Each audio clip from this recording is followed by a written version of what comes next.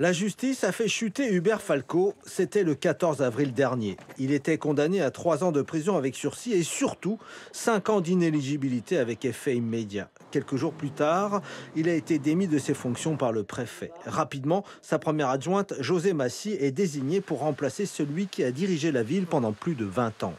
Cécile Muscotti, conseillère d'opposition, donne sa vision et espère que la mise à l'écart d'Hubert Falco va libérer les énergies. Il faut qu'il fasse confiance à sa première adjointe, à d'autres élus dans cette majorité municipale qui ont des compétences et des connaissances à apporter.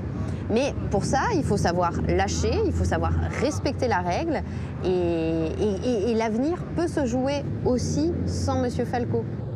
Robert Alfonsi, socialiste, ancien élu local et régional, est aujourd'hui un retraité de la vie politique. Il connaît Hubert Falco depuis de nombreuses années. Selon lui, l'ancien homme fort varois écrasait tout, et principalement à la mairie de Toulon. En revanche, à la métropole, la situation risque d'être plus compliquée. À Toulon, il y aura une suite naturelle, certainement la première adjointe. Je ne vois pas quelqu'un qui va contrecarrer le choix certainement d'Hubert Falco que sa première adjointe la remplace. À la métropole, les choses, de mon sens, peut-être que je me trompe, risquent d'être un peu différentes. Jean-Pierre Girand est le candidat désigné par Hubert Falco. Donc, à droite, il n'y aura pas de bataille pour la succession du patron de la métropole. Jean-Louis Masson, président du conseil départemental du Var et conseiller métropolitain, soutient sans discuter le candidat choisi par le président destitué.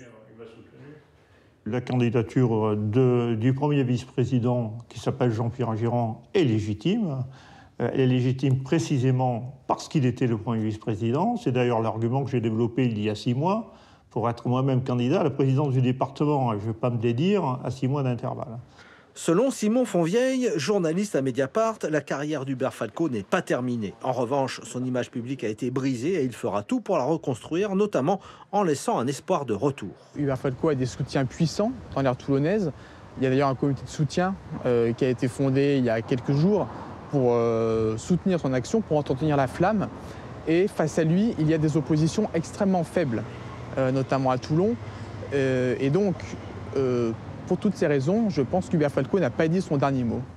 Parmi les soutiens à Hubert Falco, une page Facebook a été créée. L'ex-maire a fait appel de la décision de justice dans l'espoir d'une relaxe.